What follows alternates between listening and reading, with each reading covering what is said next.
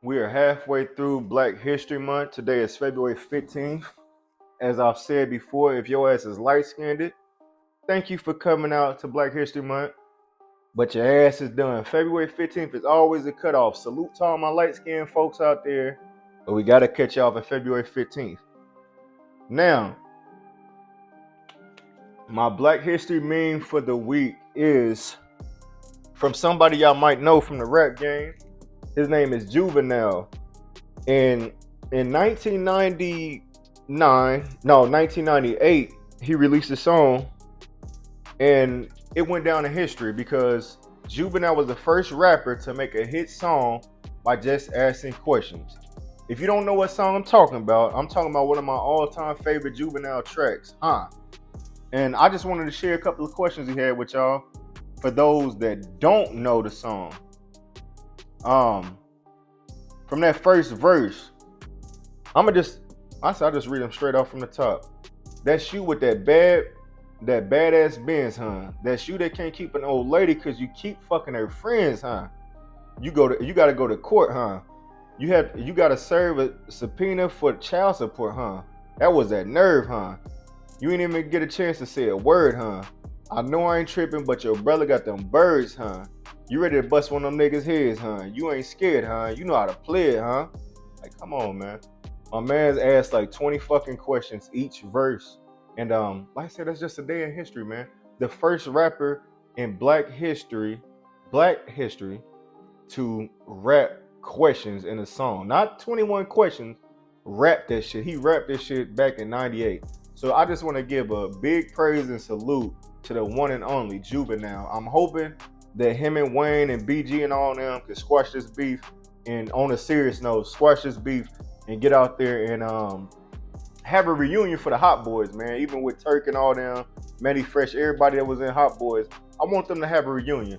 Now, someone was supposed to be meeting at this Lovers and Friends concert in Vegas in a couple of months, but I don't know. Like I said, they just been beefing lately. Um, on a serious note, I want to get into my for the Black History Person of the Week. For those that know, or I've said before, if anybody is a boxing fan, I want to get into the first black boxing champ of the world. Now, me being born in the 80s, late 80s, I was a kid when most of the greats already been out the way boxing. But as I got older, I got to see Mike Tyson, Evander Holyfield, Larry Holmes, George Foreman, and all those type of guys box. But before any of those champs, there was a man named Jack Johnson. And I just wanted to share a little bit of his background on the legacy of Jack Johnson. In his heyday as a heavyweight champ, which began in 1908 and ended in 1915, it wasn't enough for promoters to find opponents for Jack Johnson. They needed white ones. The search for the Great White Hope, a movement started by noted Jack London, who found Johnson's position as a heavyweight champ insufferable. Began in 1910 with Jim Jeffries for the first string of white challengers to challenge Johnson for his title. It wasn't until 1915 when Jess Willard, in the 26th round of a scheduled 45-round fight, the one to finally succeed. So if you heard what I just said, this man was the champ for 7 years, and they got so tired of seeing a black heavyweight champ, they decided to make a movement called the Great White Hope, and they just went around finding white boxers to compete against Jack Johnson, and he was knocking them smooth the fuck out. This back, like I said, these was gloves, so this was his glove, man. Like they had like a damn mitten, like a little piece of paper on their hands, and it wasn't your known now your 10 to 12 round fight. No, they were fighting 45 rounds. They were fighting 20-round fights and stuff like that. And he went on the street for 7 years, man. Couldn't nobody beat him. And they said they finally found this cowboy that was able to stop him. Now, and I also looked into his background a little bit. With him being a champ, this was back during segregation, the slavery type shit that was still going on back then.